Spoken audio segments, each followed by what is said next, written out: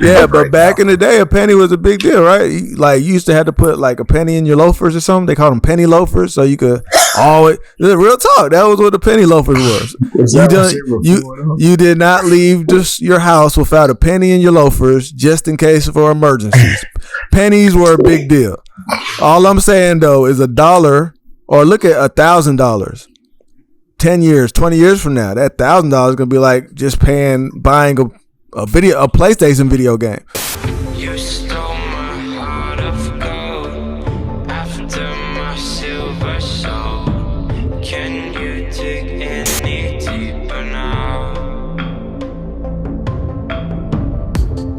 All right, welcome back. Well Rockin' Crypto. It's your boys, Moose. Moose, how you feeling, man? What's good, baby? It's almost football season, man. I'm good to go. Man. Hey, let's start this thing off right. You know, let's first of all, fly Eagles fly. You know what I mean? No, right, here we go. All right. Now, hey, Moon, how you feeling over there? I'm feeling good, man. Although I'm on a podcast with two Eagle stands over here, you know, it's all about that star. It's okay, man, but I'm sorry, man. That one hurt a little bit to say it's okay about that. But we still here, man, and we all here for the love of crypto and the love of getting understanding, knowledge, and money. In the meantime, you know, let's not miss out on this once in a lifetime opportunity, because this adoption is here and it's taking place right before our eyes. Moon, you were just talking about this MasterCard and Binance, man. Big news this week. I'm just curious, man. Just for the sake of adoption, tell them about that real quick. Oh yeah. First, I gotta do a shameless plug. Go check out the video I did on that in detail. All right, so go check it out. It's on the page, on the YouTube page right now. But you know, MasterCard is trying to get in the crypto game. You know, they got to compete with Visa. Visa's been in it for a minute, and they say, hey, something's going on with this crypto. My competition's there. I got to get in there. So they said we're going to accept it at 90 million stores. And I believe they're starting somewhere in South America first. I guess like just testing it out, and then they're going to roll it out, you know, to the West and all over the world. So yeah, their plan is to get it to 90 million stores that accepted by MasterCard. And the cool thing about it is it's just going to convert your crypto right into fiat. Whatever the value of it is at right now, you can buy your piece of bubble gum with some crypto. That's how fast the adoption is taking place, man. And that's exactly what I wanted to point out, man, was the adoption. All right. Whether you believe in it or not, it's happening. Okay. Now, really, man, for those that have not been a believer, okay, you've seen crypto go up and down, and it's so volatile. Ironic part is the volatility is in one direction, up and to the right. All right. The volatility is one direction, up and to the right. What do y'all use to try to convince people to come on board? Hey, man, listen, here, you need to get in this before you miss out. Like, somebody had this conversation with me in 2017, I'm sure 2018, and I was just like, okay, yeah, whatever. All right. But had I paid attention and thought about really what this is, you know, not just a way that make massive amounts of gain in a short period of time due to the volatility, but use cases, man. We got to go around the horn, man, see what y'all think about that. Moose, man. Man, I'm going to be honest, man. 2017, 2016, man, I thought crypto was a scam, man. I was definitely, I'm like, man, these fools buying Bitcoin. This is ridiculous. And now here I am. It's 5 years later, and I feel like it's a good item to have in your portfolio to diversify it, man. And that's what I tell people. Like when people are like, man, y'all are crazy with y'all's crypto, and I'm like, we might be, man, but it's a good diversified piece of asset to own, and that's the best I can give them, because a lot of the individuals, their mindset isn't in the thought process of technology. These are individuals that they could care less if they have an Apple Watch, an Android watch, smartphone is cracked and broken up. Technology is not in their forefront anyways. You know what I mean? They use it naturally by nature, but they're not really interested in it. So trying to tell them the technological benefits of crypto does no good. That's not a decision point for them. Yeah. Like they're gonna be using crypto and not even know they're using it, just like they're using the cell towers and not even know that they're using them cell towers. Right? Yeah, I mean, dog, that's a good analogy. Yeah. I mean, no, you got to think, man. Like, if they own an Apple phone, I mean, Apple's got embedded cryptographic, I would imagine, technology in it, so to speak, in some form or another. As far as security goes, that's kind of why their products are usually touted a little bit higher. But who knows, man? I mean, you're right. I think people will be using it knowingly and unknowingly. That doesn't mean it's a great investment, though. Who knows? Well, then I usually lean towards like, man, look at this chart of everything that's ever been adopted in the history of adoption, right? And we can throw this up on the screen. It's everything that's ever been adopted for the most part, from the internet to cell phones and automobiles, the whole nine. Right? Once it's all adopted, man, it could be a complete rocket ship, man. What do you think, Mo? Yeah, I think it's a great investment for the future, because this technology isn't going anywhere and everybody will be using it. So you can't help with the price of inflation. So just off of inflation alone, if you was to buy your Bitcoin right now at $10,000, and 10 years from now, inflation is natural inflation. I'm not meaning by anything caused by, recessions and problems with the market, but just the fact that back in the day, you used to be able to buy things with a penny. We don't even really use pennies anymore. They might even let you go out the store with a penny, be like, oh, forget about the penny. Forget about the 2 pennies. Back in the day, the penny was a big deal. You get what I'm saying? Man, listen, the only reason a penny is used right now is to psychologically make you feel better about not buying something for $7, but for $6.99. Instead of for $5, it's $4.99. That's a good point. That's a good point. The only use case of a penny. Yeah, but back in the day, a penny was a big deal, right? Like, you used to have to put like a penny in your loafers or something. They called them penny loafers, so you could always. Real talk. That was what the penny loafers was. You did not leave just your house without a penny in your loafers, just in case for emergencies. Pennies were a big deal. All I'm saying though is $1. Or look at $1,000. 10 years, 20 years from now, that $1,000 is gonna be like just buying a PlayStation video game. All right, PlayStation 12 or whatever. Like, you know what I mean? So just buying it now as an asset that's gonna be used and has a lot of use case and utility grows. Off of that alone, even if the company sucks, the value of it will be increased just off of that alone. Well, hey, be careful. We don't mean any company on this whole crypto market is going to appreciate. However, it's with 20,000+ tokens, it's easy to pick a loser. Right? I mean the tokens that's going to be around, right? So I'm not saying pick any meme coins, but just say you choose a solid project, right? Say you choose Binance, since they doing the MasterCard, they teamed up with MasterCard, right?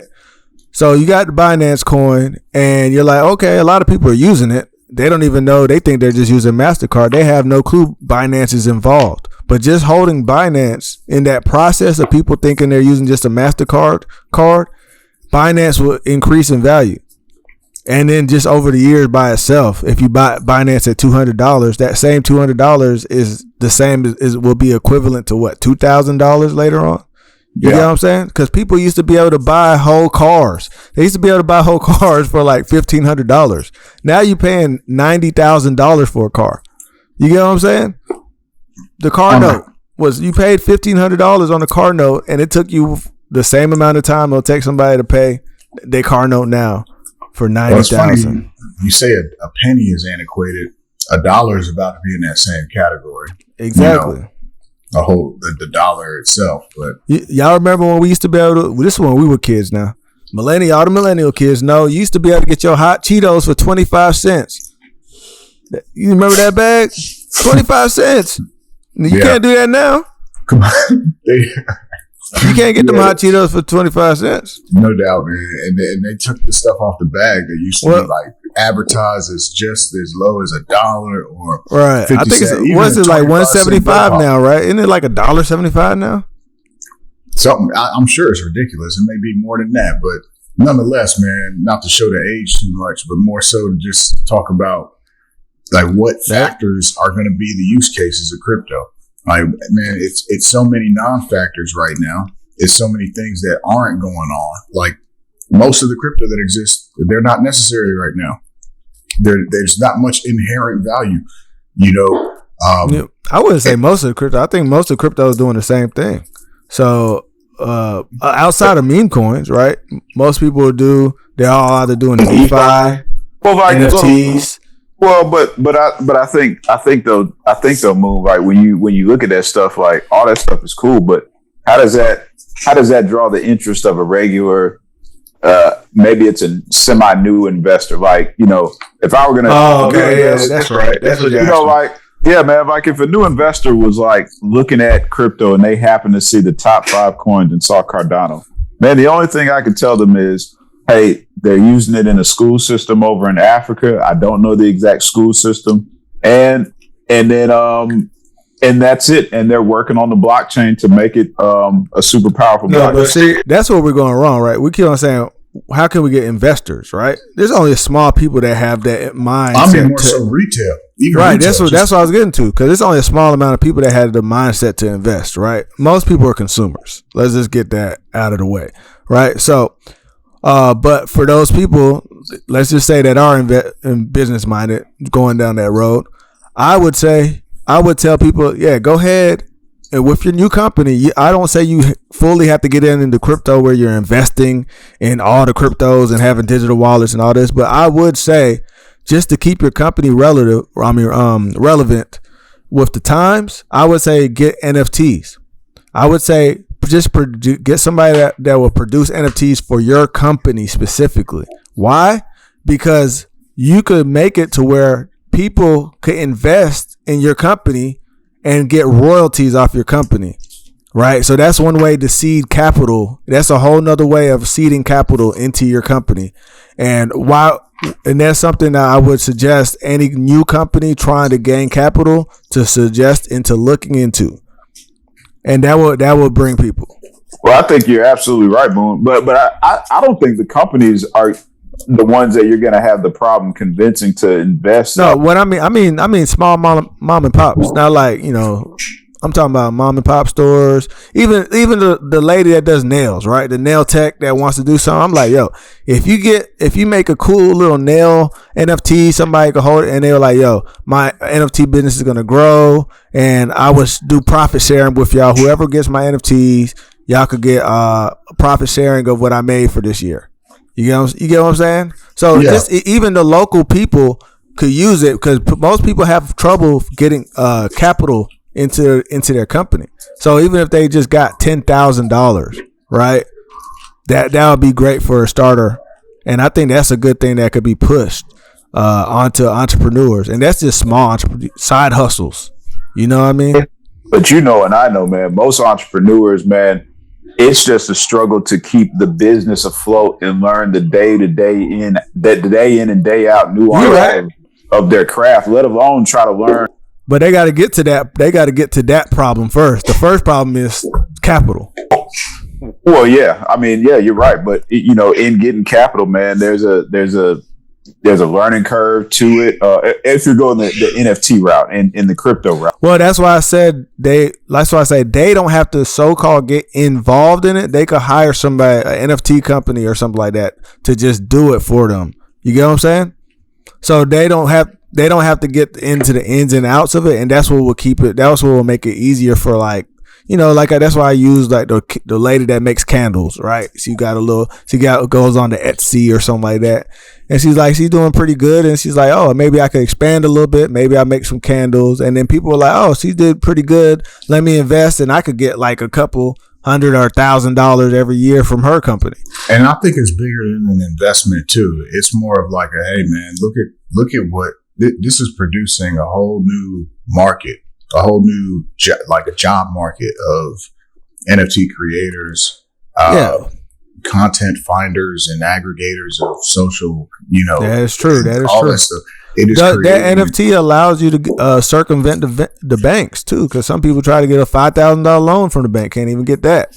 So if you could just get it from the people, it's almost like crowd sharing. You know, those crowdfunding websites. Yeah. I can't remember. I can't GoFundMe or something like that. Right, but without a So third party. I think this checks the box for small businesses. You know what I'm saying? I think it definitely checks the box for why a small business person wants to get in. But hey, Right. man, listen, I think once enough people say you have enough friends or enough relatives that be like, hey, I just made $5,000 on my NFTs to start a business, and they're like, how? What? And then more people will be like, oh, really? You could do that? I think more people will get into it. But what about I think the one success story is fine, but I think there is going to be more losses in the beginning, and those are the sentiments that stick with people. Wait, what do you mean?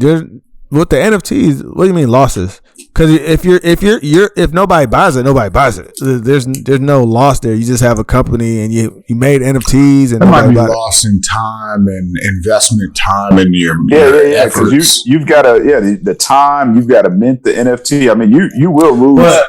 I get that, right?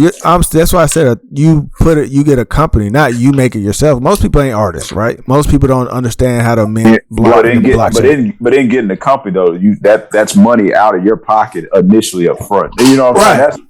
There's a risk. But that's I get what you're saying. But what I'm saying is, so say they charge you $500. Yeah, you could lose the $500, but that's an investment towards your own company. You're looking at it as, man, you need to put it on your line item in your budget, your P&L. As your budget, exactly.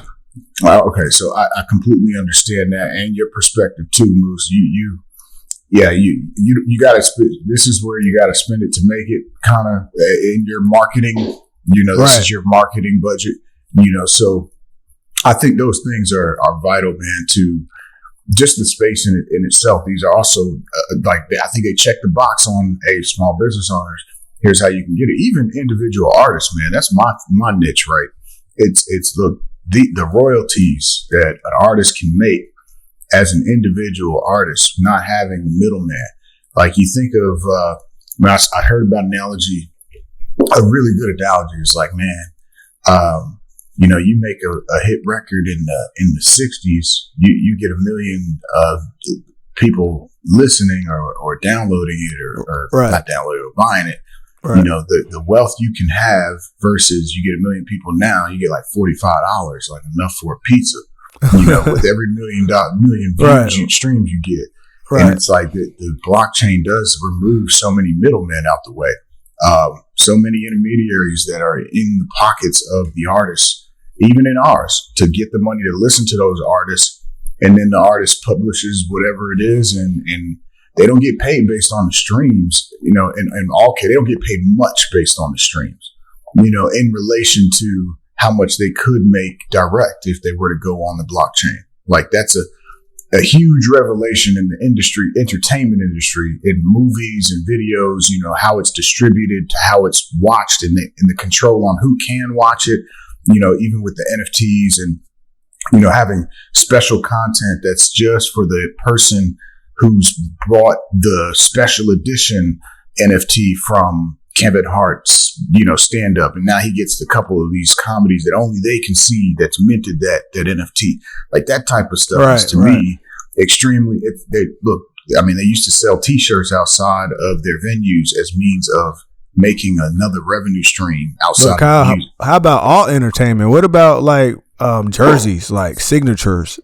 You know how much, like after the Super Bowl, if Brady wins, you get a NFT, a special NFT made by Brady for just that Super Bowl. And I think it's going to completely replace baseball cards. Completely replace baseball cards. I think all the entertainers could use it. Yeah, you got those, and you got like the use case of some NFTs. Man, you put them into video games, and then these are skins. These are your special gun that you got because you won the you won the season. Yeah, right. Hey man, Ready Player One. Every time I get on this kick, man, I think of Ready Player One, and that's usually my y'all just watch this movie and then you'll sort of understand, just Where sort it's of going. understand, like Right. So, and that I guarantee you, bro, in 20 years we're gonna be talking about that movie like it's Back to the Future, like that. That's the one, man. I don't think it got as much like game and hype as it should have gotten, but that's the one, bro. Yeah, true. You know, I think it got a cult following, but at the same time, everybody that's in real estate as well, I could see a use case for that. Whether you're somebody that's renting out properties and you want to use a smart contract, or somebody that is a realtor, I'm pretty sure that there's going to be an app made that executes deals between the clients and the realtors. And you could just imagine the market shaking so much of, I mean, look at the residential, or not even residential, the acquiring of real estate. The real estate industry is huge. You're talking about replacing that with an autonomous exchange to where you can get the title to this with this. You know, hey, here you go, swap, boom, bam. No questions asked. Just because there's plenty of times that you have to pay the county to find like a lost deed or something like that. That will be done away with. You will always know where it's at. And it's kind of like, I think you brought it up earlier, right? With the, like, say with VeChain, right? They're going to be able to track wine. They track the wine from as soon as where it was made to what cargo ship it was on to what forklift picked it up. Yeah. All the way till it gets to the shelf, all the way to your hand. And then you could go look on the blockchain and look at it. Yep. The ingredients, where they're from, you know, how they were fermented. You think about how in depth you can get, man. It's crazy. But you know what, guys, though, like I think that's the thing, though, man. Like everything we're talking about is all use case. And I don't think anyone doubts for a second that there is a use case. But, you know, this is like what me and Kat were talking about a little earlier today, man. Like use case. Great use case does not equal price appreciation. And you see it all the time in plenty of investments, man, particularly the stock market, but not just the stock market. There's plenty of other investments, man, you can use them all day long. I mean, and we can talk about, man, maybe it's supply and demand. I don't know, man. I think that, and I think that's what you would have to really convince someone of is, all right, so it is going to be used. Am I going to make money from it? Or is it just going to be a cool thing that's used around the globe and it stays relatively flat? Because that could happen. You know what I mean? Nah, I do understand what you're saying, but the use case is going to, like, use case is what gets them in the door. Remember, we're still talking about how do you lure people into the space. What you just mentioned, I think, is the second part of that conversation. What can I use it for? Not how can I profit off it? It's what can I use it for? What can I use it for? Go ahead, Moose. Go ahead. Just say for instance, hey, I could use this to make sure my Jordans are real. You get what I'm saying? Like a sneakerhead will use it. He'll use VeChain for that reason. Let me just go scan this little chip on my Jordans. But he'll be using VeChain, and that might be all he uses blockchain for. He might not use blockchain for any other reason. Right, but that's the sneakerhead. But let's just say I'm Joe, the investor that saw VeChain, and I'm like, man, should I buy something? Should I not? But that's the thing. We keep on going back to investor. We're saying everybody. Everybody's not an investor. So we're just saying different. What would get the teacher? What would get the sneakerhead? What would get the basketball player, the entertainer, the rapper? What would get everybody? Because most investors are going to find out, and they're more willing to use crypto than the guy that is in love with basketball and a sneakerhead. Right. Yeah. Use it, no doubt. But I mean, I'm talking about purchase it. Just put it in your wallet to hold it and for a depreciated value, and you can sell it. I mean, you have people that, I mean, at some point it reaches a point where it's a commodity that you're going to purchase to make money off of. It's not, the use case is one thing. I mean, people buy stocks all day long and never buy from the company. They literally want to see their money go up in value. And those are investors, right? Those are investors. Yeah, but you have a lot of investors on the sideline for crypto that are like, man, I'm kind of not going to touch that. Or they might say, Bitcoin looks a little leery, but they do that. They do that every bear market, and then they jump in when the bear market's over. Right. Well, you show them one chart, and you can see why they should not reflect on how they feel at the moment. Like here's throw up a 10-year chart. I mean, we say that, but we all know it always goes up. Like, look, that's why I gave the analogy of the penny and the dollar. The point is, you was asking about what if that company just stays around, but it doesn't. They might have a lot of use. Everybody's using them, but it doesn't go up. Still, at the same time, that penny that was a penny yesterday is equivalent to almost having to use $1 today because the dollar continues to get weaker. So if you put your money in now, when you're going to sell later, you're going to get more for your more bang for your buck. I think what I'm saying? I think it's kind of it's kind of the transfer of wealth right now. You know, it's kind of the transfer of, all right, we see that this asset of the dollar is being, you know, and this is just from a DeFi perspective or a, you know, from a financial perspective in the sense of this asset we've written it out. All assets have died. I mean, as far as money backed against the system here, like all assets have died. Every government's currency has died in the past. Yeah. They last about on average 100 years. So now we have one that's been this self-made, that's been completely structured and engineered to be what it is today. It's kind of, that's just Bitcoin. So let me ask you though, who's living to be 100 years old? I mean, and I'm not gonna. Again, these are the questions that your average Joe is gonna ask. Who's living to be 100, man? Like at the end of the day, most people want to see their money appreciate in the next 5-10 years. People aren't looking down. You got to think now. The society has changed, man. This is a microwave society, and not that that's a good thing, but people kind of want their good stuff, the fruits of their labor, fairly quick. But haven't we seen Bitcoin go up exponentially almost every 4 years? This is not. We're not saying that you got to wait 100 years to see these prices go up. We have consistently went up exponentially. That's why he said the chart always. If you zoom out, the chart always. If you zoom out, it's always looking like it's just going up. Right? But of course, you have to zoom all the way in to see all the prices dipping down and going up and dipping, and it looks like it's going down. But if you pull it out, this thing has always been going up. Man, here's a good one, man. And it's not about to stop down. Well, we're going to show you these two little charts, man.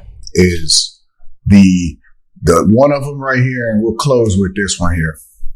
Okay, well, one of these charts are going to be, this is the adoption cycle of everything that's been adopted in the theory of, you know, the history of us tracking it. Okay.